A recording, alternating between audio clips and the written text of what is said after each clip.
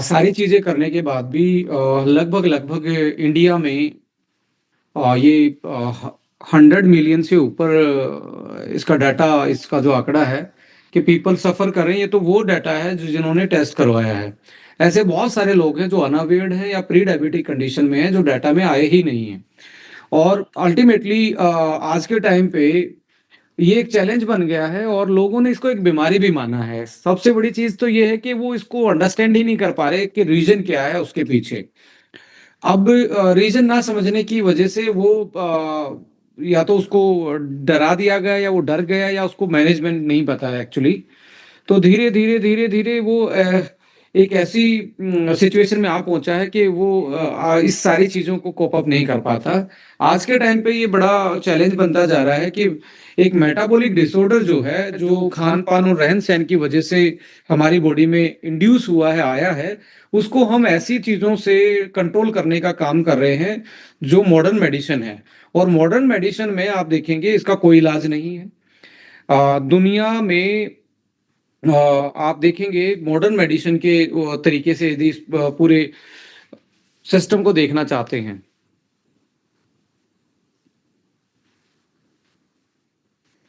Modern medicine के माध्यम से इस पूरे सिस्टम को देखना चाहते हैं तो आप देखिए कि मॉडर्न मेडिसिन में कोई इलाज नहीं है।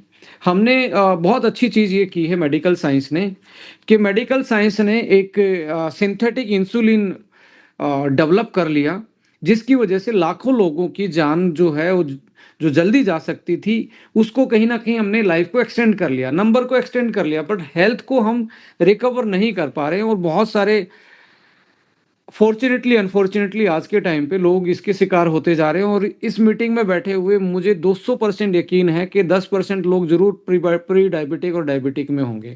क्योंकि ये डाटा है कि हर 9 में से 1 आदमी को प्री डायबिटिक या डायबिटिक है इंडिया में। और इसके जो जिसको हम साइड इफ़ेक्ट बोलते हैं, इसके जो इफ़ेक्ट हैं हमारी बॉडी पे, वो ऐसे हैं जो जनरल आदमी उसको समझ नहीं पाता और वो अल्टीमेटली उसके साथ ये दिक्कत आनी स्टार्ट होती है। देखिए, जैसे-जैसे ग्लूकोज़ बढ़ेगा, मैं यहाँ पे आपको स्क्रीन शेयर कर रहा हूँ। जैसे-जैसे ग्लूकोज़ बढ़ेगा, वैसे-वैसे आपकी बॉडी में कुछ चीज़ें चेंज आएँगी।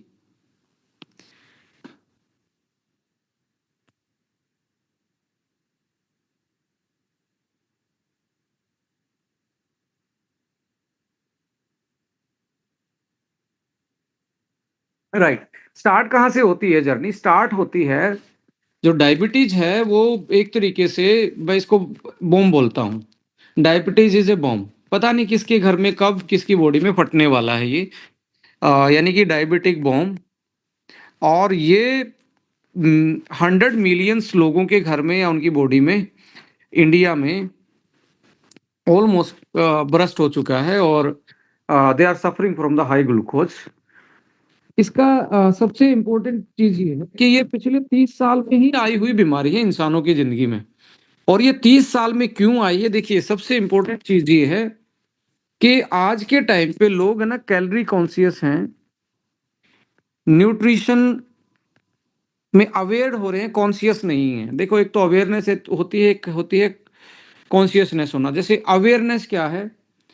अवेयरनेस है कि भई फ्राई फूड जो है ना, वो सेहत के लिए खराब है और बॉयलिंग जो है, जो बॉयल करके खाया जाता है, वो सेहत के लिए अच्छा है। ये अवेयरनेस है। कॉन्शियसनेस क्या है? क्या हम उसको डेली चीज़ में डेली अपने खाना पकाने की प्रोसेस में क्या उसको इम्प्लीमेंट कर रहे हैं? यानी कि पता होने के बाद भी हम फ्राई ही खा रहे हैं, तो इसको कहते हैं कि अवेयरनेस के बाद कॉन्शियस नहीं है। तो ultimately the people are calorie conscious, nutrition से अवेयर्ड हैं, प्रोटीन अच्छा है, गुड फैट लेनी चाहिए, विटामिन्स मिनरल्स ज़रूरी हैं, फाइबर बहुत ज़रूरी है, बट अवेयर्ड होना और कॉन्शियस होने में जस्ट लिटिल सा डिफरेंस है। कॉन्शियस एक तरीके से ये है कि भई मैं इसको अपनी लाइफ में इम्प्लीमेंट कर रहा या नहीं कर रहा। हुआ क्या है, पहले की लाइफ में और आज की लाइफ में ये 24 घंटे थे, 24 आवर्स से। रात को 10 बजे से लेके रात को 10 बजे से लेके सुबह के 4 बजे का जो टाइम था, 10 पीएम से लेके एएम तक का, ये एक पूरी हेल्दी नींद का टाइम था। इसमें 1-2 घंटा आगे-पीछे, यानी कि 6 से 8 घंटे की बात मैं कर रहा हूँ। जब बंदा उठता था, तो उठने के बाद उसका और जो रात को खाने का जो गैप था, वो उसने रात को खाना 6 या 7 बजे खाता था और सुबह वो उठ के फ्रेश होने के लिए भी, आज तो चलो हमने पक्की सारी चीज़ें बना ली, घर में सुविधाएँ कर ली, उसको बाहर जाना पड़ता था सोच के लिए। तो वो आते-आते फिर कुछ उसको खेत-वेत के काम, पशुओं के काम करने थे, वो ब्रेकफ़ास्ट आते-आते 8 बजे करता था। तो लगभग 12 से 14 घंटे का गैप, और इसको आज हम इंटरमिटेटिंग फास्टिंग बोलते हैं। लेडीज़ एंड जेंटलमैन, एक मेटाबॉलिक साइकिल होती है। अब ये साइकिल क्या है, ये 24 घंटे में आपने जो खाया वो आपकी बॉडी में यूटिलाइज़ होगा, और आपकी बॉडी से वो बाहर निकलेगा, यानी कि आपका वेस्ट मटेरियल बाहर निकलेगा, आपका वेस्ट मटेरियल बाहर निकलेगा, ये बाहर निकल जाएगा और कैलोरी और न्यूट्रिशन के रूप में बॉडी इसको ले लेगी। ये आपका प्रोसेस है। आपने कोई भी निवाला खाया, कोई भी आपने निवाला खाया, कुछ भी आपने खाया, वो जाएगा आपके स्टमक में। स्टमक में जाने के बाद वो आपके ग्लूकोज़ डाइजेस्ट होके एक तरीके से ग्लूकोज़ में कन्वर्ट होगा, और ग्लूकोज़ जाएगा ब्लड में, और ब्लड में जाके अल्टीमेटली वो कहाँ पे जाएगा? वो आपकी बॉडी में, यानी कि सेल के पास जाएगा। अब ये जो सेल है, सेल में ये अंदर घुसता है एक पर्टिकुलर चैनल के थ्रू, ग्लूकोज़ का एक गेट मानो, लेमन भाषा में बात करें। इसको यहाँ लॉक लगा हुआ, लॉक खोलने के लिए इंसुलिन चाहिए। अब ये इंसुलिन के बाद सेल के पास एक चीज़ होती है, दैट इज़ माइटोकॉन्ड्रिया, जिसको पावर हाउस बोल रहे हैं हम। अब माइटोकॉन्ड्रिया में जाने के बाद ग्लूकोज़ यूटिलाइज़ होगा, इसको हम बोलते हैं टीसीए साइकिल। अब यहाँ से लेके लास्ट में बनेगा एटीपी, और ये हमारी फाइनल करेंसी है लेडीज एंड जेंटलमैन। मैं बोल रहा हूँ, आप सुन रहे हैं, आप हाथ पैर हिला रहे हैं। ग्लूकोज तो एक रॉ मटेरियल, एक फ्यूल के रूप में यूज हुआ, पर ये ग्लूकोज बर्न आउट होने के बाद, ऑक्सीडाइज होने के बाद फाइनल मॉलिक्यूल एटीपी बनता है। ये हमारी लास्ट एनर्जी की करेंसी है। लेडीज एंड जेंटलमैन, यदि आपका ग्लूकोज इस प्रोसेस के बीच में, या आपका जो खाया हुआ कुछ भी है, एक भी निवाला आपने खाया है, लास्ट तक सेल में जाते जाते और बाहर निकलते टाइम, यानी कि आपका डिटॉक्सिफिकेशन, इस प्रोसेस में कुछ भी बीच में आता है जो उसको कंप्लीट होने से रोकता है, वो उसको बोल देते हैं मेटाबॉलिक डिसऑर्डर। और डायबिटीज भी उसी में से एक है कि ग्लूकोज तो बॉडी ने डाइजेस्ट करके बना लिया, अब ये ब्लड में गया तो सेल पे जाने पे इसकी रुकावट हुई, सेल के अंदर नहीं घुस पाया, तो ब्लड में घूमता रहा, ब्लड में घूमता रहा, तो ब्लड में ये रेज हुआ। अब ब्लड में रेज हुआ, तो अब बॉडी को तो ये बाहर निकालना पड़ेगा, एक्स्ट्रा है, तो ये किडनी पे प्रेशर डलेगा। किडनी पे प्रेशर डलेगा तो क्या करेगी, ग्लूकोज को बाहर निकालने के लिए आप डायबिटिक पीपल को ग्लूकोज को फिल्टर करने के लिए ज़्यादा पानी चाहिए, इसलिए उनको यूरिन ज़्यादा आता है, यूरिन आउटपुट ज़्यादा रहेगा, क्योंकि ग्लूकोज को बाहर निकालना ब्लड में एक्स्ट्रा है। अब ग्लूकोज को बाहर निकालते निकालते इनके इलेक्ट्रोलाइट्स भी बाहर निकल जाएंगे। जैसे इलेक्ट्रोलाइट और ज़्यादा पानी बाहर निकलेगा, तो इस बंदे को प्यास भी लगेगी। पोली फेजिया से लेके पोली यूरिया से लेके ये सारी चीजें, प्यास भी ज्यादा लगेगी, भूख भी। अब भूख क्यों ज्यादा लग रही है? क्योंकि ब्लड से सेल में जाके ही एटीपी बनना था, एटीपी प्रॉपर बन नहीं रहा। अब एटीपी प्रॉपर नहीं बन रहा, तो अल्टीमेटली व्हाट हैपन कि यहाँ पे आपका एक तरीके से आपकी सेल भूखी हैं। आपने चाहे खाना खा लिया, बट सेल भूखी है, आपकी बॉडी में एनर्जी नहीं है।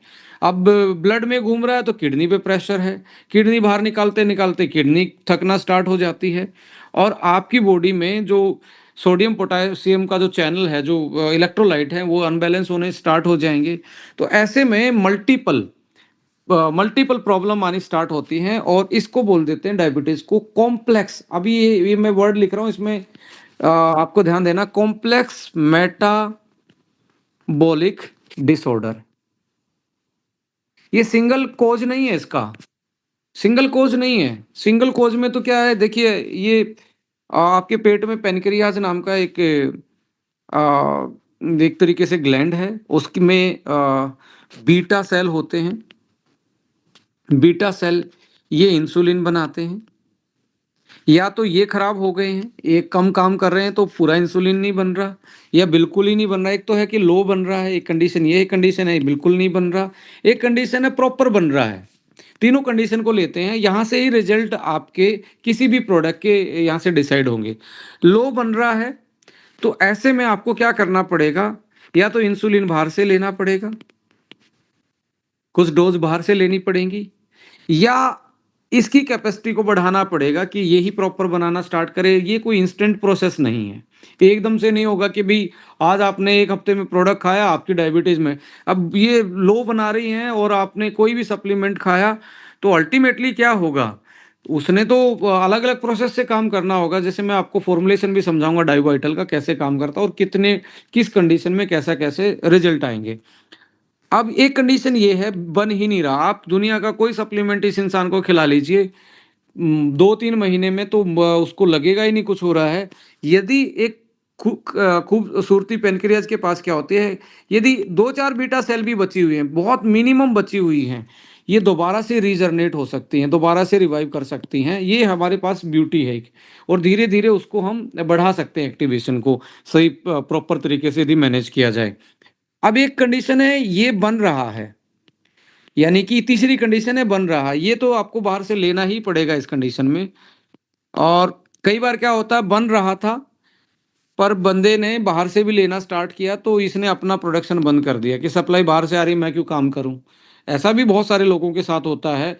और कहीं ना कहीं इम्प्रॉपर डायग्नोस और इम्प्रॉपर जो प्रोसेस है लेटेस्ट मॉडर्न प्रैक्टिसेस में, मॉडर्न मेडिसिन में इन चीज़ों को नहीं देखा जाता, पेनक्रियाज कितना काम कर रहा है, और देखा भी जा रहा है तो इंसुलिन, उसका फास्टिंग में इंसुलिन कितना आ रहा है, तो उस तरीके से इवेलुएट हो रहा है। और पर्टिकुलरली कहीं ना कहीं बंदा डायग्नोस के लेवल पे ही सारी चीज़ों को सॉर्ट आउट नहीं कर पाता। अब एक कंडीशन ये थी तीसरी वाली, बन रहा था। अब बन रहा था तो क्या हुआ, अब आपकी सेल थी, इसने ये चैनल ओपन करना था जिस पे लॉक लगा हुआ था, इसको ग्लूकोज अंदर ले जाना था इसने। अब आप फैटी हो गई, यहाँ पे आपकी विसरल फैट और आपकी ऑक्सीडाइज फैट इकट्ठी हो गई, तो या कुछ को फैक्टर हैं, साइंस में बोलते हैं इनको, या ऐसे नहीं थे जो इस ताले पे, यानी कि ये ताले में जंग लग गया है। जैसे लोक में यदि जंग लग जाएगा, यदि कोरेजन हो जाएगा तो की अंदर नहीं जाएगी, तो उसमें क्या करना पड़ेगा, समटाइम हम है ना कोई मिट्टी का तेल या केरोसिन डाल के उसका जंग उतारने की कोशिश करते हैं, फिर चाबी लगाते हैं। तो मोटापा, स्ट्रेस एक तरीके से इस लोक पे जंग लगा देता है, तो हमें जंग उतारना पड़ेगा, तब जाके इंसुलिन काम करेगा। तो मैंने बहुत सारे केसेस में देखा, हमारी अभी तक की जर्नी में देखा कि खाली किसी ने ब्रेन वन लेके डायबिटीज को कोप अप कर लिया, डायबिटीज से छुटकारा पा लिया, उसकी हेल्दी ग्लूकोज मेटाबॉलिज्म की तरफ वो जाना स्टार्ट हुआ। रीजन क्या रहा कि स्ट्रेस, कोर्टिसोल लेवल बढ़ने के कारण इंसुलिन इस पे काम ही नहीं कर रहा था, इसको लोक को खोल खोल ही नहीं पा रहा था। तो जैसे ही कोर्टिसोल हटाया, ये जंग हटा, तो इंसुलिन ने काम किया, ग्लूकोज अंदर गया और यूटिलाइज हो गया। राइट।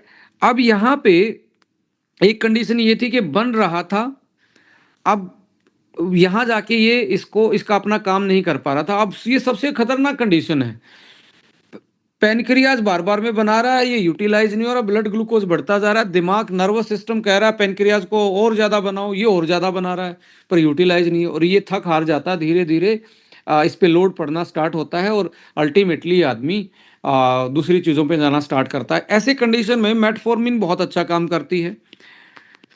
मेटफॉर्मिन नाम की टैबलेट दी जाती है, जो एएमपी के पाथवे जो होता है हमारी सेल में, एएमपी के पाथवे क्या है, इस वाले चैनल को ये एक्टिवेट कर देती है, जो जंग लगा हुआ था। तो अंदर जाके एक तरीके से आपका ग्लूकोज यूटिलाइज होना स्टार्ट हो जाता है, इंसुलिन की सेंसिटिविटी बढ़ा देती है और एएमपी के पाथवे को एक्टिवेट कर देती है। इस तरीके से मेटफॉर्मिन काम कर रही है। सो अल्टीमेटली मेडिकल साइंस में, मॉडर्न मेडिकल साइंस में क्या हो रहा है, अब ये सेल था और इसके अंदर जाना था, माइटोकॉन्ड्रिया में ईंधन जाना था ग्लूकोज। अब फाइनली इसको कंक्लूड करते हैं, ग्लूकोज जाना था, ग्लूकोज जाना था एक चैनल के थ्रू, ये बंद होता है, यहाँ इंसुलिन आएगा, तो इंसुलिन आके इस दरवाजे को खोल देता है और ग्लूकोज सेल के अंदर चला जाता है, ऐसे यूटिलाइज होता है। अब तीन कंडीशन हुई, या तो इंसुलिन नहीं आ रहा तो बाहर से लेना पड़ेगा इंजेक्ट करके, या इंसुलिन आ रहा है तो लो लो इंसुलिन है, इस केस में भी आपको बाहर से इंजेक्ट समटाइम करवाना है, या फिर अपने बहुत सारी ऐसी चीज़ों को कोप अप करते हैं कि डाइटरी फाइबर लेके, एंटीऑक्सीडेंट खा के, आप लो ग्लूकोज लेके के भी आपका ये इंसुलिन इस पे मैनेज करवाने में हेल्प करे। कुछ लोग सैर ज़्यादा करेंगे, एक्सरसाइज ज़्यादा करेंगे, उनमें ये भी काम दे देता। अब ये कंडीशन है, बन रहा है, हाई है, प्रॉपर है, पर यहाँ पे क्या हो गया है, जंग लग गया है, यानी कि कोरोजन हो चुका है, इंसुलिन काम ही नहीं कर रहा है बनने के बाद भी। तो ऐसे केस में मेडिकल में मेटफॉर्मिन, ए सल्फेन के, ये कुछ मेडिसिन है, ये लाइफ लॉन्ग चला दी जाती हैं। Got it? तो अल्टीमेटली क्या होगा कि भाई ये जब तक ले रहा है तब तक ये काम कर रहा है, और वहां से पूरा प्रॉपर काम नहीं कर रहा तो आपका पेनक्रियास जो है बना बना के थकना स्टार्ट हो जाता है, और धीरे धीरे मेटफॉर्मिन वाला बंदा भी बाहर से लेने के लिए हो जाता है, और जैसे ही बाहर से लेना स्टार्ट कर देता है तो पेनक्रियास अपना काम ही नहीं करेगा। तो ऐसे में ये सिचुएशन आज के टाइम पे हो गई है हमारे सामने, और हम ऑलमोस्ट डायबिटिक होते जा रहे हैं। अब ये वाली जो कंडीशन है ना, ये सबसे डेंजरस है। डेंजरस क्यों है कि इंसुलिन तो है पर काम नहीं कर रहा है, पेनक्रियाज पे लोड बढ़ेगा, तो अल्टीमेटली क्या है कि हम ऐसे ट्रैप में फंसना स्टार्ट हो जाते हैं कि एक लेमन आदमी सोचता है कि मेडिकल में मैंने डॉक्टर को दिखा लिया तो मैं ठीक हो गया, और मॉडर्न मेडिसिन में डेली किसी न किसी चीज़ पे डाल दिया जाएगा।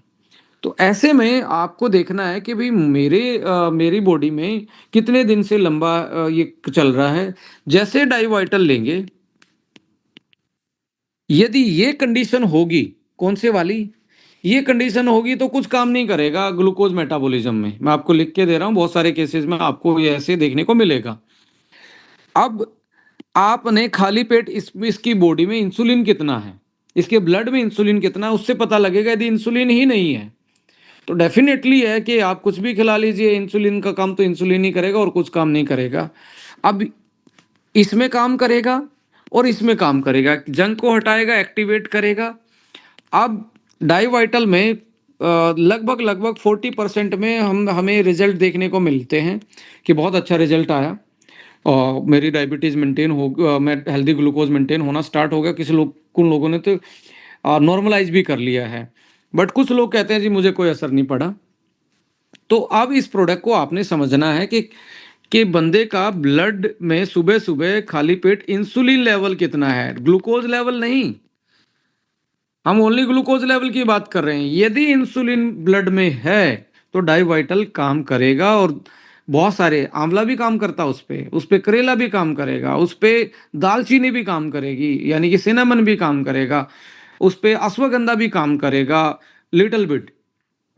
तो ये तो उस कंडीशन की बात है। अब जैसे ये है आपका ये फॉर्मुलेशन है दैट इज डाइवाइटल का। अब देखिए, gymnema, fenugreek, cinnamon, neem karela, arjun, berberine and ashwagandha. Vitamin E, vitamin D, vitamin K, biotin, vitamin A, taurine, B1, B6, alanine, arginine, trans resveratrol, selenium, zinc, chromium, B12 and B6। ये फॉर्मूला है, मैं इसको थोड़ा सा एलोबरेट करूंगा आप लोगों की भाषा में। इसका स्क्रीनशॉट ले सकते हैं आप। अब देखिए, हमने इसको जब प्लान किया कि भाई अब एक जनरल आदमी को तो पता ही नहीं है कि उसकी बॉडी में इंसुलिन बन रहा है नहीं बन रहा, तो हमारा पहले टारगेट क्या होना चाहिए प्रोडक्ट बनाते टाइम, जो हमने टारगेट लिया डाई वाइटल वन में, कि पहले हमें कोलेटरल डैमेज को कंट्रोल करना है। कोलेटरल डैमेज क्या होता है? जो हाई ब्लड शुगर के कारण बॉडी पे डैमेज पड़ रहा है, उसको पहले कंट्रोल करना है। डायबिटीज़ तो हो सकता है वो बाहर का इंसुलिन ले रहा हो, वो बहुत सारे ऐसे मॉडर्न मेडिकेशन कर रहा हो, वो अपनी कंट्रोल कर रहा हो। तो हमें अब उसकी बॉडी में डैमेज को पहले टारगेट करना है कि उसकी बॉडी की डेली रिकवरी होना स्टार्ट हो जाए, जो डायबिटीज़ की वजह से या जो मॉडर्न मेडिसिन की वजह से उसकी बॉडी में दिक्कत आ रही है। तो एक डैमेज होता है रेटिनोपैथी। रेटिनोपैथी का मतलब है कि आपका जो पर्टिकुलरली आँखों का जो विज़न चला जाता है। आपने देखा होगा बहुत सारे डायबिटिक के लोग जो है ना, उनकी आँखों की रोशनी चली जाना स्टार्ट हो जाती है, आँखें खराब होनी स्टार्ट हो जाती है। तो हमने रेटिनोपैथी के लिए क्या इसमें ऐड ऑन किया कि रेटिनोपैथी को ये सही रख पाए। विटामिन ए इसमें एक्स्ट्रा डाला, विटामिन ई डाला इसमें, और इसमें ट्रांस रेस्वेराट्रोल डाला एंड एंथोसाइनिन इसमें डाले, जो आपकी ऑक्सीडेटिव स्ट्रेस से लेके और प्रोटेक्शन से लेके, और जैसे विटामिन ए रोडेप्सिन को सपोर्ट करेगा। अब ये फॉर्मूला जो था, आप इसमें देखेंगे विटामिन ए है, विटामिन ई है, एंड आपका ट्रांस रेस्वेराट्रोल इसमें डला हुआ है। तो यहाँ पे आपने पहले रेटिनो आइज़ को पहले टारगेट किया कि आपने इसको आइज़ आइज़ को आपने बचाना है। दूसरा टारगेट आपका होना चाहिए कि ये आपका नेफ्रोपैथी करता है। नेफ्रोपैथी का मतलब है कि उसकी किडनी को डैमेज करना स्टार्ट कर देता है। तो आप देखेंगे बर्बरिन इसमें डला हुआ है, अश्वगंधा उसमें डला हुआ है, B6 एंड B12। ये एक तरीके से नर्व सपोर्ट से लेके किडनी फंक्शन को बेटर करने के लिए इसमें डले हुए हैं। सो यहाँ पे अल्टीमेटली आप इसको लास्ट में जाते-जाते देखेंगे, बर्बरीन, अश्वगंधा और विटामिन B6 एंड B12 का जो कॉम्बिनेशन है, ये आपकी किडनी को प्रोटेक्ट कर रहा है। उसके बाद एक पड़ता है न्यूरोपैथी, यानी कि नर्वस सिस्टम पे फ़र्क पड़ता है। धीरे-धीरे बंदा अल्ज़ाइमर, पार्किंसम की तरफ भी चला जाता है। तो इसमें B1, B6, B12, ALA, ashwagandha, ये क्या कर रहा है? ये आपके ब्रेन को का प्रोटेक्शन कर रहा है। एक होता है इन लोगों में कार्डियक की प्रॉब्लम, खून की नली में क्लॉट बन जाता है और ये कार्डियक प्रॉब्लम की तरफ बढ़ जाता है। क्लॉट बढ़ता जाता है, पैसेज नैरो होता चला जाता है।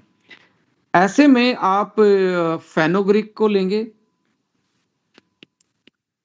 फेनोग्रीक लेंगे, बर्बरीन को देखेंगे एंड एल-आर्जिनिन को देखेंगे इसमें जो डला हुआ है, और ये इसको क्या कर रहे हैं, ये एक तरीके से आपके पर्टिकुलरली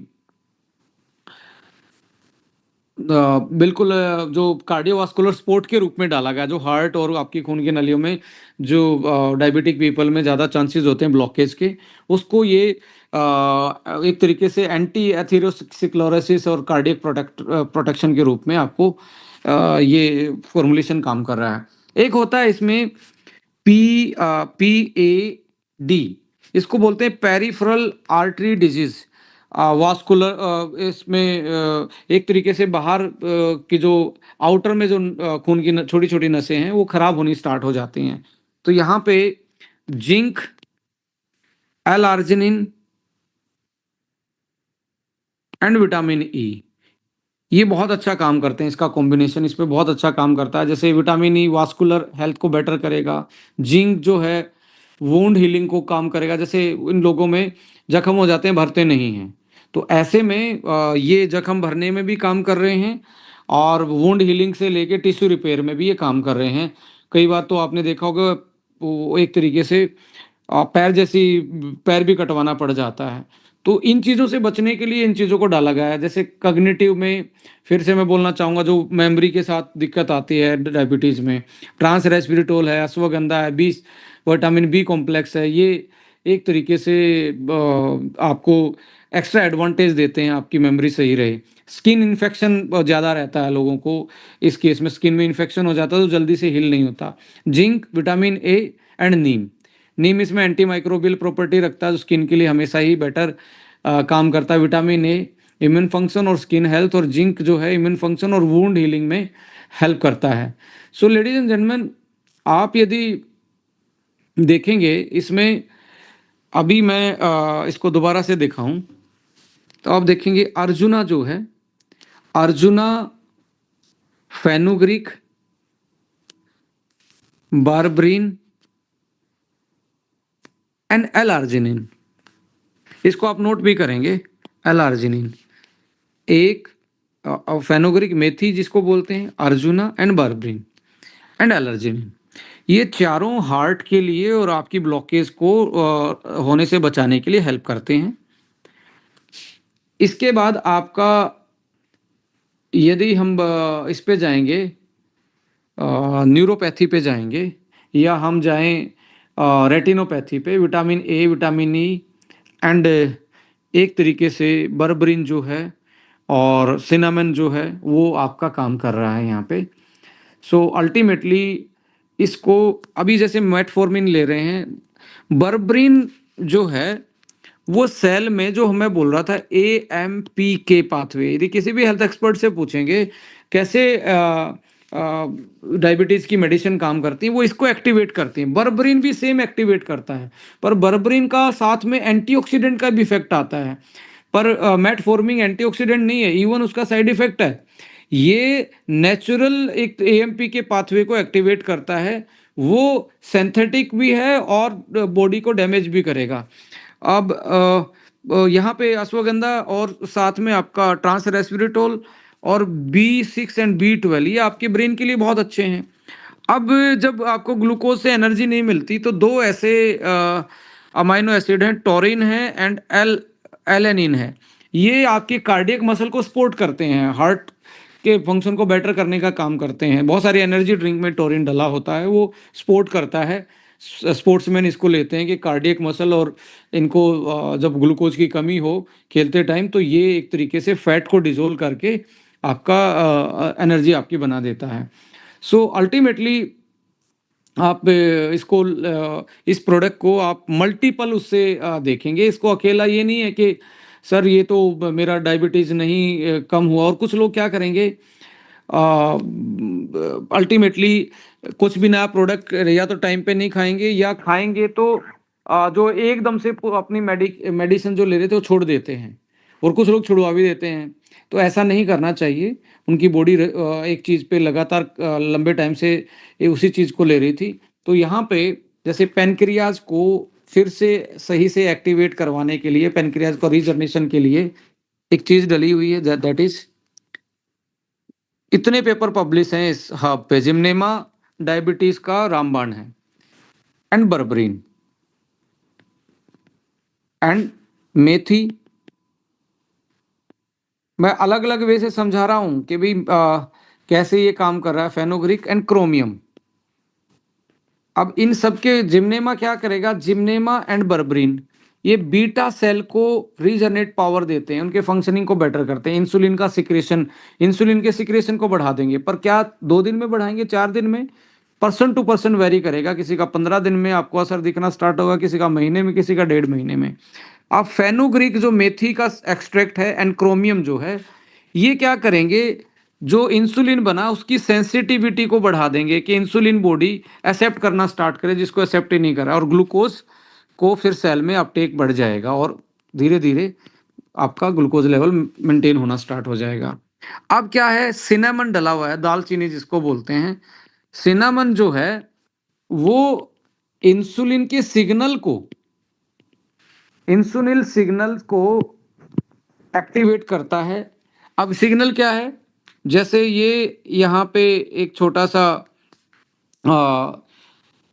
ग्लूकोज जाने का वे था, और यहाँ से इंसुलिन चला आ रहा था, तो इसका जो सिग्नल है और इसके सिग्नल को मैच करवाने का काम करता है, जिसके कारण सिनेमन काम करता है, जिसके कारण वो हेल्दी तरीके से यूटिलाइजेशन ऑफ इंसुलिन का हो जाए और रेजिस्टेंट ब्रेक हो जाए।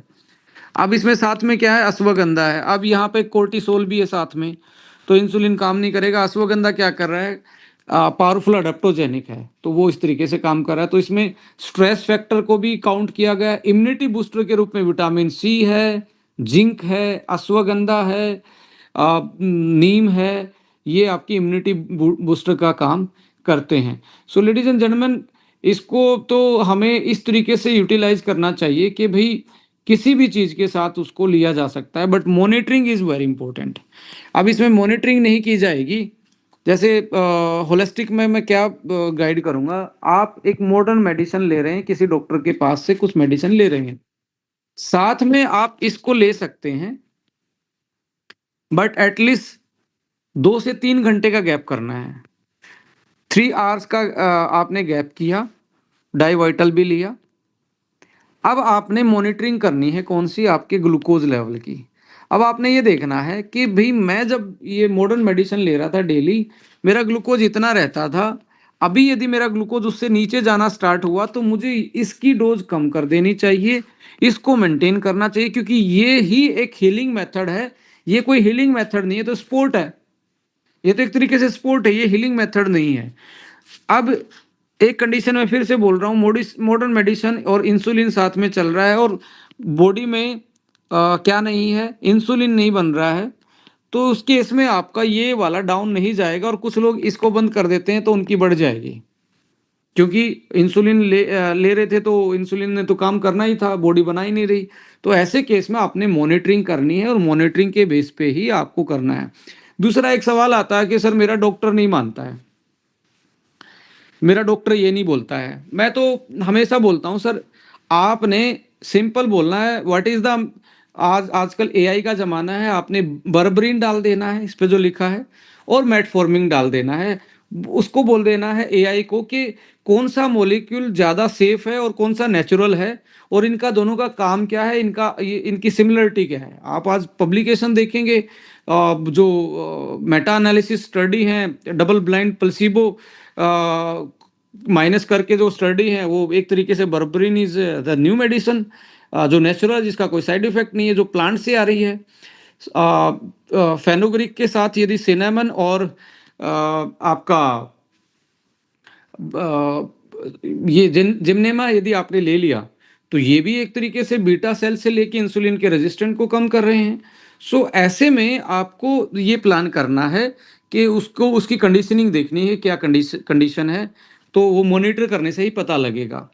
अब क्या है, मॉडर्न में का जो साइड इफेक्ट है वो कम हो जाएगा। यदि आपका ग्लूकोज नहीं घट रहा है, तो कम से कम इसका जो मॉडर्न मेडिसिन का जो डैमेज है वो तो बचाना ही है। और जो किडनी पे असर पड़ रहा है, जो आपके लीवर पे असर पड़ रहा है, जो आँखों पे असर पड़ रहा है, जो हार्ट पे असर पड़ रहा है, उनको जो इम्यूनिटी लो होती जा रही है, उसको कैसे कोप अप करेंगे? So not only targeting the glucose level, you are also target their function also, जो ऑर्गन्स के फंक्शन उनको टारगेट करना पड़ेगा। So combined with modern medicine, ये उनका एक तो एनहांस कर देगा उनके, और जो वो धीरे-धीरे उनकी डोज़ बढ़ानी थी, उसकी डोज़ घटनी स्टार्ट हो जाएगी और उसकी एफिकेसी को एनहांस कर देगा और उसके साइड इफ़ेक्ट जो पड़ने थे बॉडी के, उसको रिड्यूस कर देगा। और जो नेचुरली डायबिटीज़ की बॉडी में साइड इफ़ेक्ट हैं, डेली जो डैमेज हो रहा है, उसको कंट्रोल करने का काम ये डायवर्टल करेगा। सो इसमें स्टार्ट कैसे करना चाहिए? स्टार्ट करना चाहिए, 600 ml पानी पीना चाहिए सुबह-सुबह। अब इसके 30 से 60 मिनट तक कुछ नहीं खाना चाहिए, कि आपकी बॉडी में जो वाटर है वो आपका एक तरीके से चला जाए और आपका डिटॉक्सिफिकेशन स्टार्ट हो जाए। इसको बोलते हैं वाटर थेरेपी। 2 गिलास पानी पिए। उसके बाद एसबीटीसी जूस लेना है 30 ml। और मैं तो ये कहता हूँ, यहाँ पे यदि आप इस गैप को सनलाइट से गैप को भर दें, धूप में बैठ जाएँ सुबह-सुबह, तो आप देखेंगे विटामिन डी जैसे बढ़ेगा, वैसे-वैसे इंसुलिन काम करना स्टार्ट कर देता है। डी के कम होने के कारण भी इंसुलिन पे का काम करना कम हो जाता है, वैसे भी डायबिटीज़ हो जाती है। तो ये पानी पिया, सनलाइट लिया 30 मिनट, फिर आपने 1 घंटे के बाद 30 ml एसबीटीसी जूस, एक डाई वाइटल वन उसी टाइम ले लो, एसबीटी जूस के साथ ही आपने लिया। फिर इसको 30 से 45 मिनट तक कुछ नहीं, फिर आपने ब्रेकफास्ट करना है। ब्रेकफास्ट से पहले आप जो भी मेटफॉर्मिन खा रहे हैं वो खा लीजिए, कोई दिक्कत नहीं। मॉडर्न मेडिसिन यहाँ पे आप 40-45 मिनट का भी इफेक्ट इसका वो करेंगे तो मेटफॉर्मिन आपको कोई भी इसमें दिक्कत नहीं करेगी, बल्कि और अच्छा इफेक्ट आएगा। आपको एंटीऑक्सीडेंट साथ में मिल रहे हैं, आपको साथ में विटामिन मिल रहे हैं। मेटफॉर्मिन और अच्छा काम करेगी, आपकी हेल्दी मेटाबॉलिज्म ग्लूकोज का और अच्छा होना स्टार्ट कर जाएगा। आपको लगता है कि अभी मुझे अभी इंसुलिन ले रहा हूँ तो आप इंसुलिन लेना स्टार्ट कीजिए, बट मॉनिटर कीजिए कि इसके खाने से साथ में ऐड करने से आपका ग्लूकोज कितने टाइम पे कितना नीचे जा रहा है। पहले से नीचे जा रहा है तो इसको घटा लीजिए और इसको ऐसे ही रखिए। अब आपने क्या करना है, दिन में आपने सैलेड के तौर पे 1 प्लेट सैलेड खाना है, जो भी आपका ट्रेडिशनल फूड है। ट्रेडिशनल फूड खाना है और हाई प्रोसेस नहीं खाना है, जो लोकल आपका घर का है, जो आपके दादा दादी नाना नानी पहले की जनरेशन खाती थी, वो आपने खाना है। इसमें कोई परहेज की ज़रूरत नहीं है यहाँ पे कि भी आपको ज़्यादा परहेज करने ये करने ना, कोई ज़रूरत नहीं है। इसके बाद आपने शाम को 4-5 बजे फिटनेस वन एक ग्रीन टी आपने एड ऑन कर लेनी है। और जो भी आप रेजिम चला रहे हैं खाना खाने के 1 आवर पहले ही आप क्या कर देंगे, डाई वाइटल वन ले लेंगे, राइट। 2 टैबलेट ये हो गई। रात को सोते टाइम 1 ओमेगा, 1 अश्वावन। यदि आपको लगता है नींद कम आती है तो साथ में ब्रेन वन ऐड कर लेंगे। ये आपका प्रॉपर कॉम्बिनेशन बनता है। नेचुरल फूड होना चाहिए, घर का बना होना चाहिए, ओवर प्रोसेस नहीं होना चाहिए, सीजनल होना चाहिए जो उसी मौसम का हो। और कुछ मेडिसिन है, मैं नाम बता रहा हूँ। मूवमेंट इज ए मेडिसिन, चलना फिरना स्टार्ट कीजिए, it's a medicine. Sunlight is a medicine, earthing is a medicine, time is a medicine. 7 बजे के बाद, 7 पीएम के बाद कुछ नहीं खाना, ये भी मेडिसिन का काम करेगी। Socialization is a medicine, diet and nutrition is a medicine.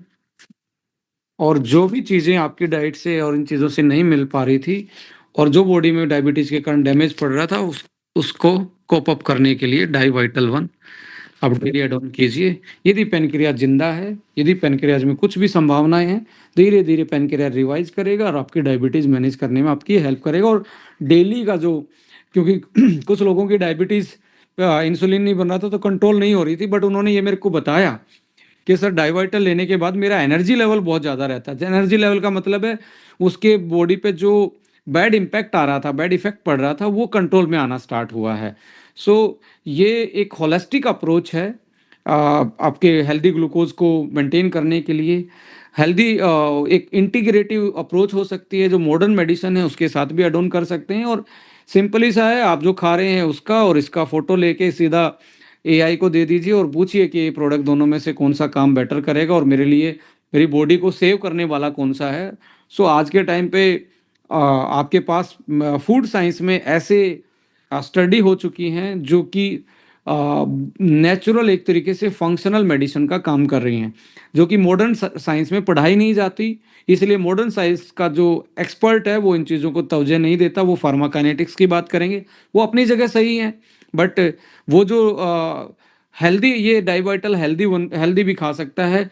इसमें कोई ऐसा चीज़ नहीं है कि उसकी बॉडी एडिक्ट हो जाएगी या कोई डायबिटीज़ हो तभी खाना। जब आप ज़्यादा स्ट्रेस में रहते हैं, आपको लगता है मैं ज़्यादा बैठा रहता हूँ, एक्सरसाइज नहीं कर पाता, हो सकता है मेरी बॉडी में ग्लूकोज लेवल बार बार में स्पाइक अप करता हो, ऐसे केस में आपको इसको यूटिलाइज कर सकते हैं।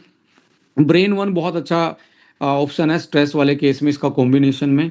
आसवा 1 तो देना ही है, और साथ में जब आपको लगता है फैटी लीवर है तो तब भी बहुत सारे विटामिन्स मिनरल्स आप दे रहे हैं वो काम नहीं करते हैं। तो ऐसे में आप लीवो 1 सिरप जो है वो 10-10 ml 2 बार आप देना स्टार्ट करेंगे। तो और कई बार देखा कॉन्स्टिपेशन और इन चीज़ों का है तो जीपीएम आप 10-15 दिन दे दीजिए कि नीचे का लोअर गट है वो साफ होना, डिटॉक्सिफाई हो जाए। तो इस तरीके से आप ये प्लान करेंगे। और डाइटरी फाइबर जो हैं वो भी मेडिसिन का काम करते हैं, किसमें? डायबिटीज़ के केस में। और लेडीज़ एंड जेंटलमैन, एक चीज़ का मैं ज़रूर यहाँ पे ध्यान दिलाना चाहूँगा। एज़ पर द स्टडी, एक स्टडी इंडियन उस मेडिकल सिस्टम पे की गई कि एवरेज जो है एनुअल कॉस्ट जो है किसकी, डायबिटीज़ को मैनेज करने की, कि कोई बंदा डायबिटीज़ है उसकी केयर करने के लिए एवरेज कॉस्ट 25,000 से लेके 30,000 रुपए, यानी कि 2 से 2.5 हजार रुपए पर मंथ मिनिमम है। और 72 साल की उम्र इंडिया के एवरेज है। मैं एक डाटा पेश कर रहा हूँ आपके सामने। 40 साल में डायबिटिक हो गई, 72 साल यानी कि 32 एनुअल यदि कॉस्ट पकड़ेंगे तो लगभग ये इसकी टोटल कॉस्ट पकड़ेंगे तो लगभग 8 लाख से लेके 12 लाख रुपए तक का ये खर्चा है। और साइड इफेक्ट है और कोई परमानेंट इलाज नहीं है। अपनी लाइफ की रूटीन बदलें, 6-7 बजे के बाद मत मत खाएं, प्रॉपर सोएं, थोड़ा चलना फिरना स्टार्ट कीजिए, लोगों के साथ बैठना स्टार्ट कीजिए, धरती में नंगे पैर चलिए, और थोड़ा सा सनलाइट के एक्सपोजर में आइए, और फास्टिंग करना स्टार्ट कीजिए। और आप मॉनिटरिंग बहुत ज़रूरी है, मॉनिटरिंग ज़रूर करना स्टार्ट कीजिए। ये कुछ चीज़ें थी जो मैं आप लोगों के साथ शेयर कर रहा था कि कुछ लोग इसको डायबिटीज़ की दवा मान के दे रहे थे और मेरे पास आ रहा है सर उसका रिजल्ट नहीं आया।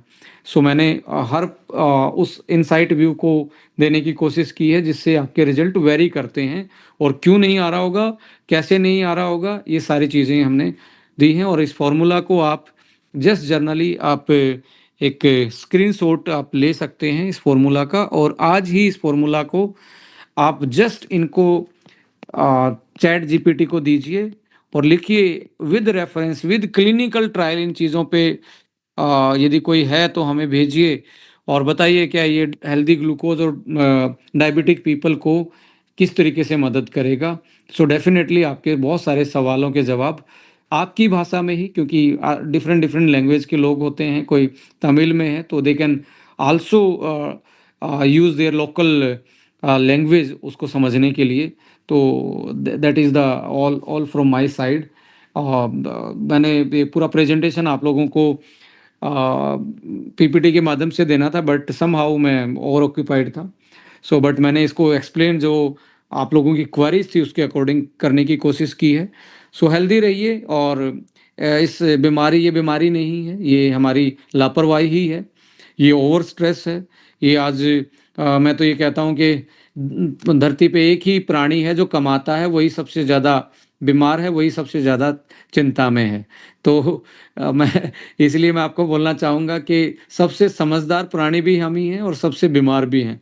थोड़ी सी कम समझदारी बरतिए, एक्सरसाइज कीजिए, थोड़ा सा रफ रहिए, आपकी इम्यूनिटी बेटर रहेगी, थोड़ी धरती के टच में आइए, सूर्य के टच में आइए, लोकल फूड को ज़्यादा प्रोसेस करके ना खाइए, सीजनल खाइए, क्योंकि आपकी दादी नानी के जीन आज बड़ी प्रॉब्लम ये भी हो गई है, आज नॉर्थ इंडियन वाला साउथ इंडियन फूड खा रहा है, बोल रहा है इसमें इतना प्रोटीन है, इसमें ये है, इसमें ये, यहाँ तक की कहानी सब जानते हैं। उसकी फंक्शनिटी क्या है, उसके दादी नानी के जीन ने तो उसको पहचानती नहीं है, तो फिर उसकी बॉडी की जो इम्यूनिटी है, उसकी बॉडी की जो एक्सेप्टेबिलिटी है जीन लेवल पे, डीएनए लेवल पे, वो बाहर के फूड की नहीं हो सकती। जो 200 किलोमीटर में पैदा होता है, जो लोकल है और उसी सीजन का है, ज़्यादा खाएंगे तो अल्टीमेटली आपकी बॉडी की हीलिंग होनी स्टार्ट होगी। और हफ्ते में एक वर्त एक फास्ट रखेंगे तो डेफिनेटली आपको और ज़्यादा हेल्प होने वाली है। सो ये कोई ऐसी कंडीशन नहीं है कि कोई आदमी एकदम से मर जाएगा। Don't treat like it's emergency, it's not a emergency, it's a syndrome. Metabolic syndrome में कन्वर्ट हो गया तो धीरे-धीरे इसको सिम्पटम से होके सिग्नल में और नॉर्मलाइज़ किया जा सकता है 80% केसेज़ में, क्योंकि 80% केसेज़ में पैनक्रियाज़ काम कर रहा होता है as per the study. Thank you so much. जय हिंद, जय Bharat. Thank you so much. नमस्कार।